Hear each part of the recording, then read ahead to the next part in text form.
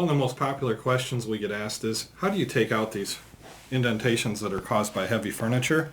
And let's analyze first what is happening to this carpeting and why it's indented and why it doesn't just pop right back up. Carpet has this type of carpet is called a Saxony. It's got a twist to it. The fibers, as I showed in other videos, have a bundle that's twisted together, which causes what's called retention. When I push down on that, it bounces back up pretty easily.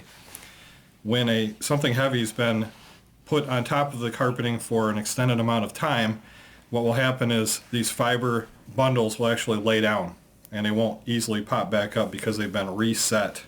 That resiliency has been reset to a different position. So what we need to do is trick it back into being resilient. The fiber twist is still there. The twist that all these filaments are twisted into is still there, but now it's laying sideways. So how do we coax this back up?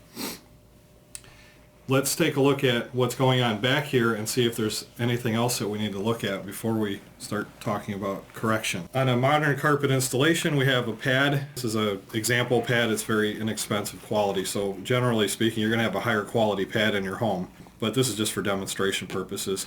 Notice here that the indentation goes through the backing of the carpeting too, the secondary backing. And on a pad that's been installed, you'll also see an indentation line in the pad because this is just simple foam that's compressed. And the foam itself has been crushed as well, and it also has a memory that remembers this heavy furniture leg that's been sitting here. Now, this did not come out of this carpeting, so I don't have a pad to show you, but you'll see an indentation that resembles this. So we actually have two issues. We have a pad that's crushed, we also have the fiber bundles that crushed, and a third related one actually is that the backing of the carpeting is crushed as well. When we clean carpeting, we use hot water extraction from a truck mount. So it generally gets up to 230 degrees. That helps reset the fibers itself. It doesn't do much for the backing of the carpeting though, because we don't wet the backing of the carpeting when we clean. Our goal is to only clean the fibers. We don't want to get the backing of the carpeting saturated because then we have an issue with dry times. So generally we're going to take care not to get this backing wet. It may become slightly damp, and that's fine, and that'll also help this come out. But at no time will it ever be soaking when we clean your carpeting. If after we're done cleaning the carpeting there still is an indentation left, you can always try the ice cube trick. What you'll do is just take a few ice cubes and position them in the indentation.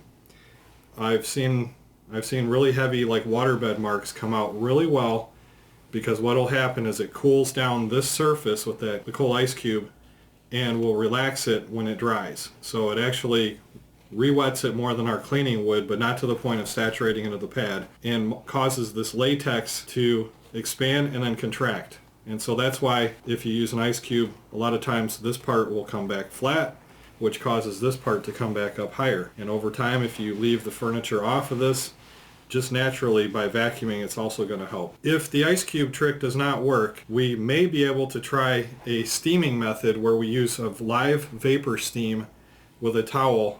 And what we'll do is carefully go over these areas with a live steam, which is also designed to help expand and contract this backing. That works about 80 or 90% of the time. You may still see a little bit of shadow left, and one of the reasons why is because there may be a slight traffic area, especially if it's a rolling chair or a walk area that's slightly around this, which might make it look a little bit different than this carpeting here that's not been walked on before. It is crushed, but it's not been walked on.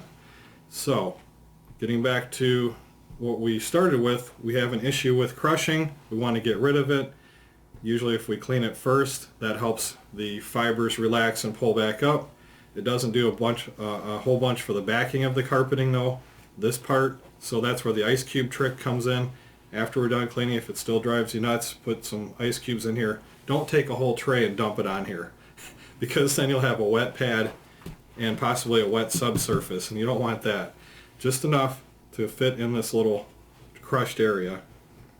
And if it's still there and it still is an issue for you, give us a call. We can try our steaming system, and that generally works really, really well if the ice cube trick doesn't.